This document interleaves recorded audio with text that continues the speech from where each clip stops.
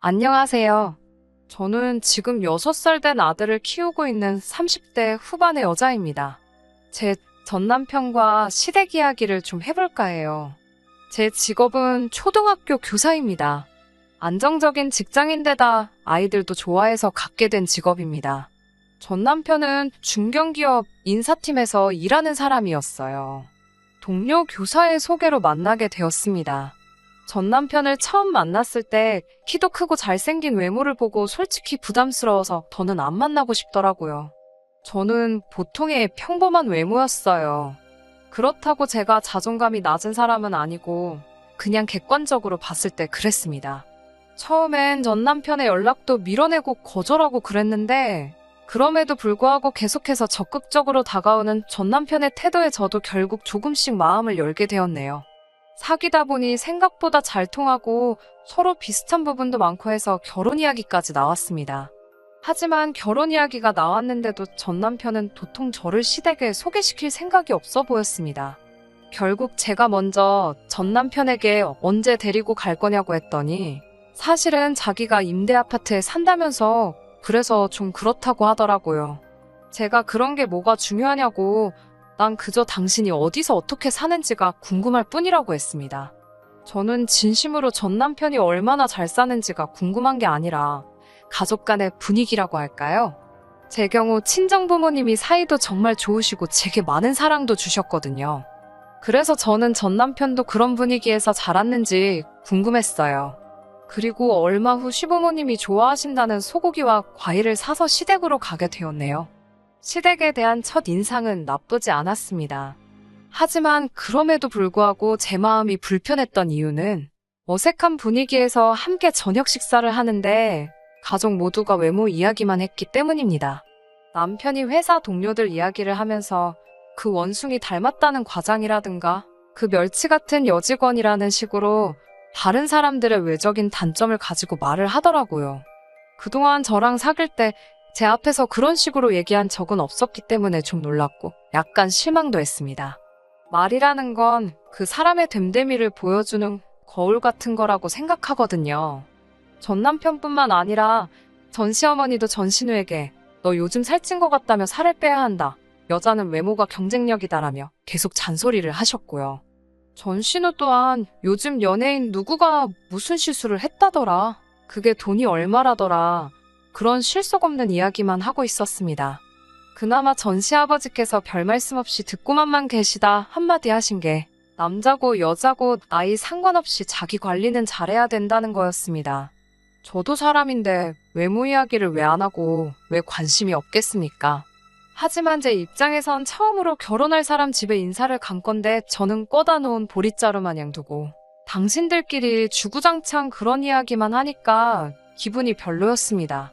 그래도 최대한 내색하지 않고 얌전히 있었는데 그런 저를 보시곤 전 시아버지께선 그래도 생글생글 잘 웃으니까 봐줄만 하네 그러셨어요. 칭찬 같지 않은 칭찬을 듣고 기분이 정말 나빠서 사실 그때 이런 사람하고 결혼하는 게 맞나 싶긴 했지만 또 외모 이야기를 빼고는 적어도 결혼식을 올릴 때까지 저에게 직접적으로 상처 주는 말씀은 한 적이 없었습니다. 그런데 결혼식을 올리고 한두 달쯤 지나서 그때가 시어머니 생신 때였습니다. 전 시어머니가 생일상 같은 거 차릴 필요 없다고 어디 괜찮은 식당에 가서 온 가족이 밥이나 한 끼 하자고 하셔서 케이크랑 꽃다발 싸들고 갔습니다. 그날도 주제는 여지없이 외모였어요. 전 신우가 저를 흘끗 보더니 키 작은 사람들은 안 됐어. 옷을 아무리 잘 입어도 태가 안 나잖아 그러는 거예요. 분명히 저를 보고 나서 그런 소리를 하니까 기분이 별로더라고요. 그래도 설마 싶어서 따로 반응은 안 하고 속으로 신경 쓰지 말자 그러고 있는데 전 시어머니가 전 남편과 전 신우에게 그러니까 니들은 부모한테 감사해야 돼. 돈이라는 건 있다가도 없는 거지만 키랑 외모는 타고나지 않으면 안 되는 거니까 라고 하셨습니다. 이때는 솔직히 나 들으라고 하는 소리구나 하는 확신이 들었어요.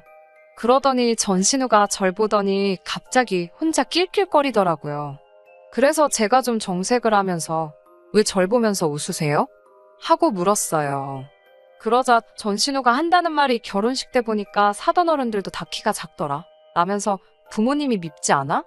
라고 물어보더니 저한테는 대답할 틈도 안 주고는 그래도 내가 보기엔 다들 조그만해서 가족들이 너무 귀엽더라 이러는 거예요.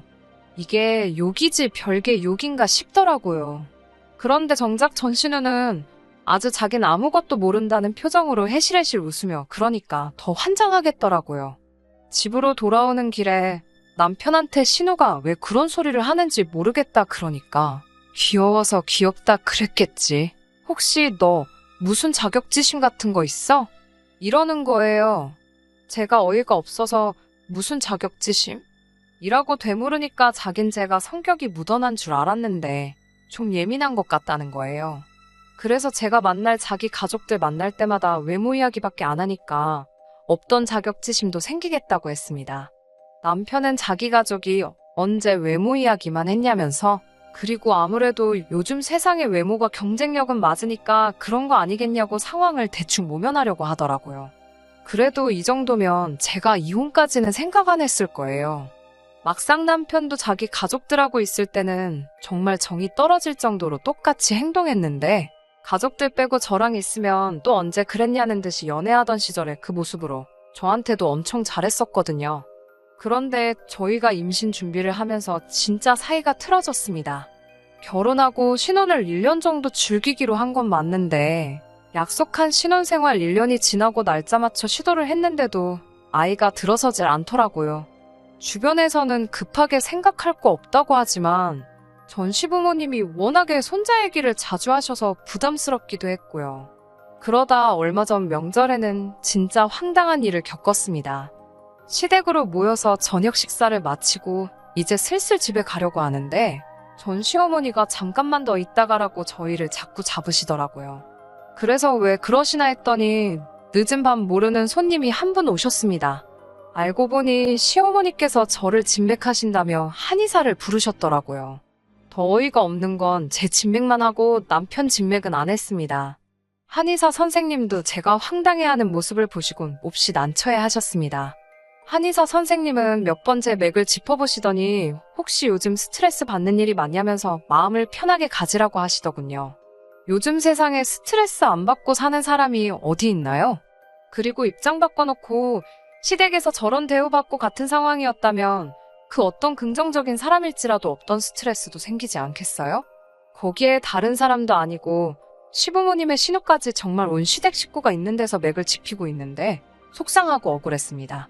그래서 한의사 선생님께 임신을 저 혼자 하는 것도 아닌데 왜 남편 맥은 안 잡냐고 하니까 시어머니가 어이없다는 듯이 야, 네 남편을 봐봐라. 인물 좋고 키도 크고 그런데 무슨 문제가 있겠냐?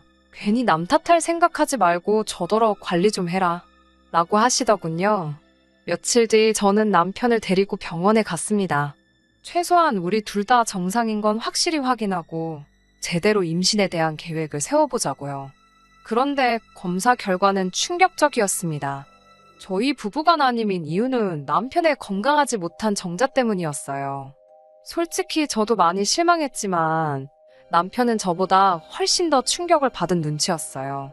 저는 풀죽은 남편을 위로하며 같이 노력해보자고 했습니다.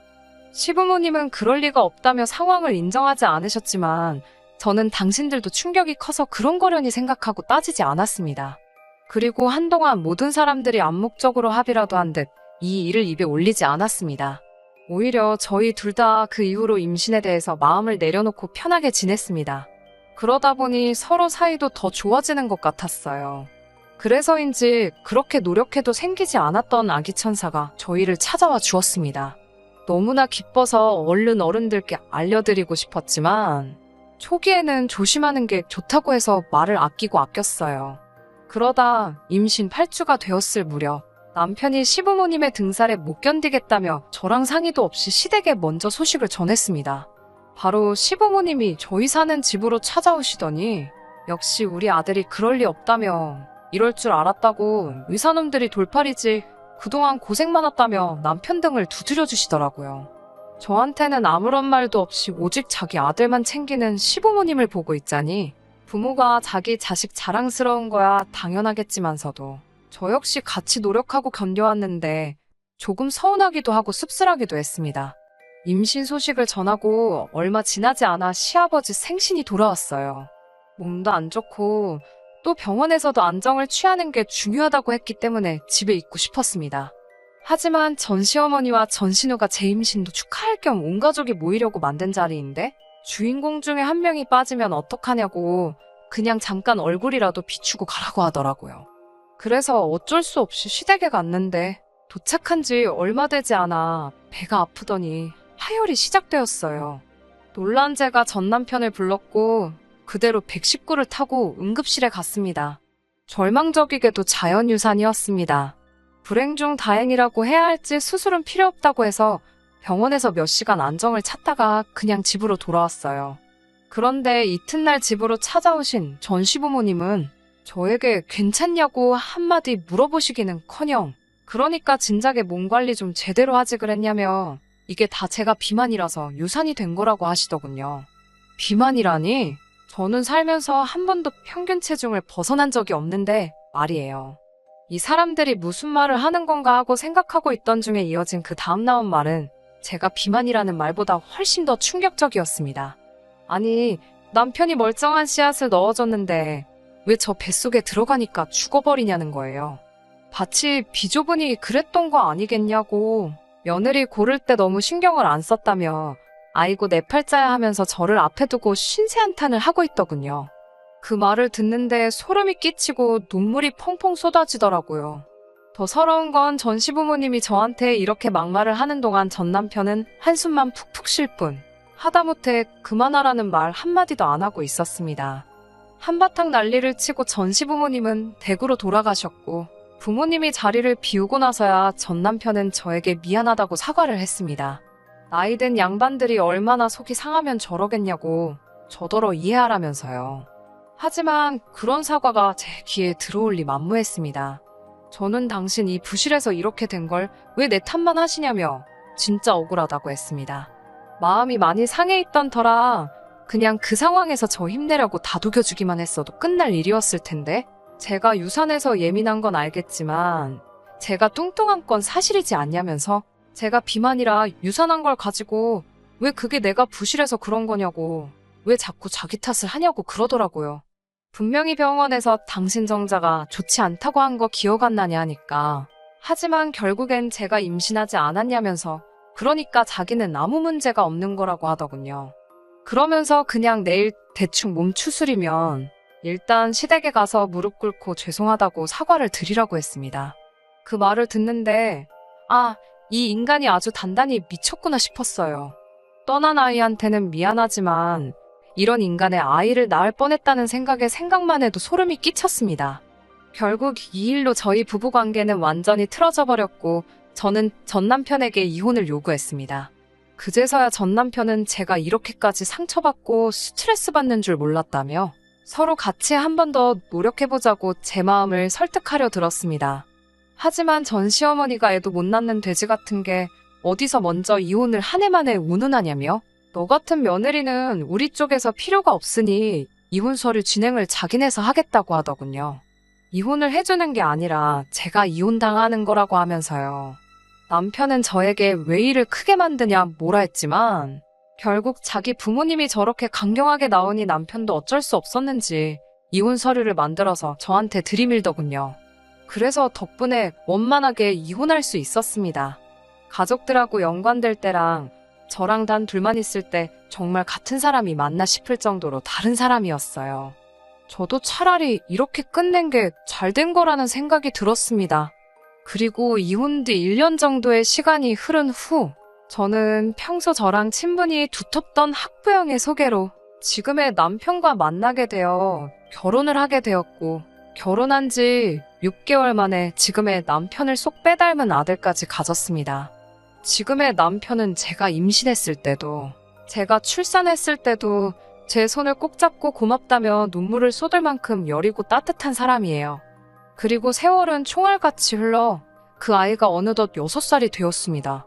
세상 일이라는 게 참 예측 불가하고 그래서 재밌는 것 같아요. 엊그제 아들을 데리고 모처럼 마트에 장을 보러 갔어요. 최근에는 코로나 때문에 웬만한 건 거의 다 인터넷에서 배달을 시켰었는데 그동안 마스크 쓰고 다니며 대부분의 시간을 집에서 보냈어서 그런지 어제는 괜히 이상하게 나갔다 오고 싶더라고요. 마트에 도착해서 이것저것 카트에 담고 있는데 뒤통수가 뜨거울 만큼 누군가의 시선이 느껴졌어요. 낯익은 나이든 여자분이 저를 바라보고 있었습니다. 알아보기까지 오랜 시간이 걸리지는 않았습니다. 저에게 악담을 퍼붓던 전시어머니셨어요. 그리고 그 옆에는 그 잘난 인물이 다 어디 간 건가? 무슨 일이 있었던 건가 싶을 만큼 상태가 안 좋아진 전 남편도 있었습니다. 남자던 여자던 자기관리 외모 관리가 가장 중요하다고 하던 집안인데 수염도 며칠을 안 깎은 건지 듬성듬성 나 있고 머리는 길게 길러 떡져 있는 게 한동안 씻지도 않은 것 같더라고요. 짐작이지만 저처럼 재혼은 못한 것 같더군요. 그리고 그 둘 다 제 손을 꼭 잡고 있는 제 아들을 바라보고 있는 듯 싶었습니다. 속으로 무슨 생각을 하고 있었을까요? 사실 이혼할 때 치열하게 싸울 힘이 하나도 남아있지 않아서 그냥 적당히 재산 나누고 헤어졌거든요. 그래서 말 한마디라도 독하게 쏴붙여 볼걸, 아니면 한 푼이라도 더 내놓으라고 할걸, 그런 후회를 했던 날들도 있었습니다. 그런데 오늘 그 둘이 저와 제 아들을 바라본 그 눈빛에서 많은 걸 느꼈습니다. 이런 표현이 조금 웃기기도 하겠지만 끝에 가서는 결국 제가 이겼네요. 이제 그 사람들한테 정말 아무런 감정도 없습니다. 새롭게 다시 얻은 이 기회에 이 인생을 마음껏 즐기고 행복하게 살아보겠습니다. 감사합니다. 끝까지 들어주셔서 감사합니다. 오늘의 사연은 여기까지입니다. 구독과 좋아요, 알람 설정 부탁드리고 더 좋은 사연으로 다시 찾아뵙겠습니다. 감사합니다.